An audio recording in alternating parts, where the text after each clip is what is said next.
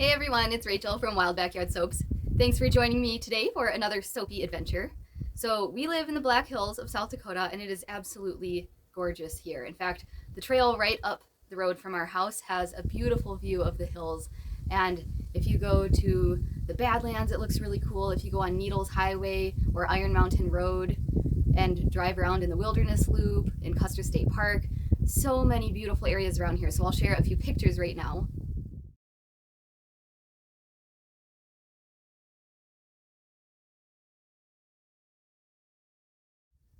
So those are my inspiration for this soap bar today. I'm calling this Black Hills Conifers, and it's going to have a beautiful blend of rosemary, eucalyptus, pine, balsam fir, cedarwood, and vetiver. So a very earthy, woodsy smell to it. And I'm going to try to create somewhat of a scene. So like some hills on the bottom and then another layer of hills and then the sky. Nothing too crazy. I mostly try to stick with soaps that are easier to do, that don't require a lot of special tools, and something that you'd be able to do at home as well without having to buy special molds or do super crazy techniques. So I'm gonna give this a try. It's my first time trying to make a mountain scene like this, but I'm really excited to give this a go. I'm soaping in the low 90s today.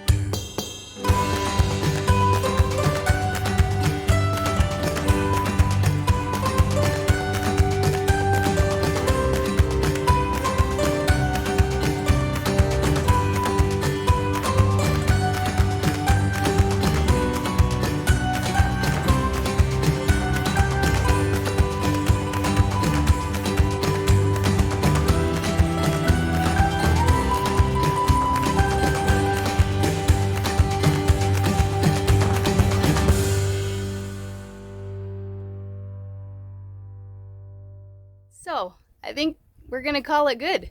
So that bottom layer I had charcoal in, and then the middle layer had some indigo powder, and the top layer has spirulina. So hopefully that will create a beautiful design. We'll come back in a couple of days and unmold this. and slice it open. I'm pretty excited. I think this turned out pretty good, and it didn't thicken up too quickly since it was all essential oils and no florals.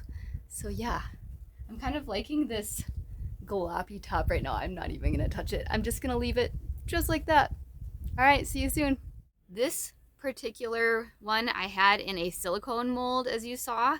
So I waited a good 4 days before unmolding, and it's still a little bit soft on the sides, as you can see. And because it was sticking up over the top, I tried to put a cardboard box over and spray it, but it still did get just a slight bit of soda ash. So if you don't want that to happen, then do a little less water. That tends to help. And then just come back and check it and spray it again, or use a taller mold so that way you can still cover it. So I'm gonna cut this open and see how it turned out. It's a little messy on the sides, but I think it'll look better on the inside.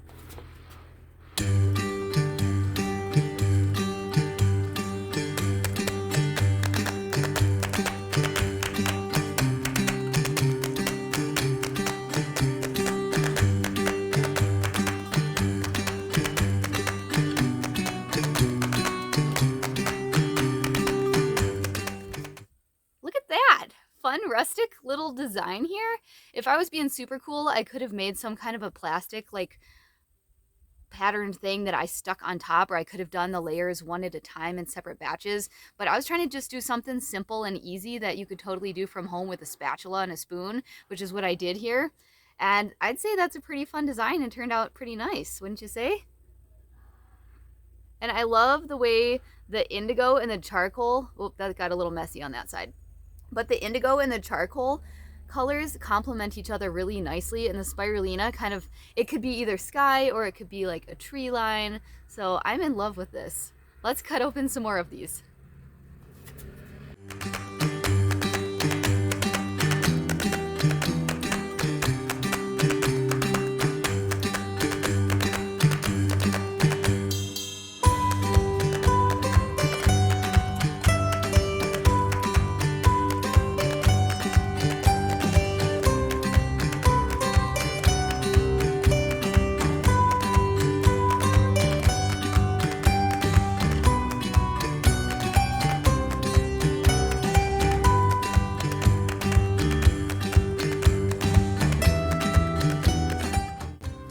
Thank you again for joining me on this fun soapy adventure. Don't forget to subscribe, and I will see you in the next one.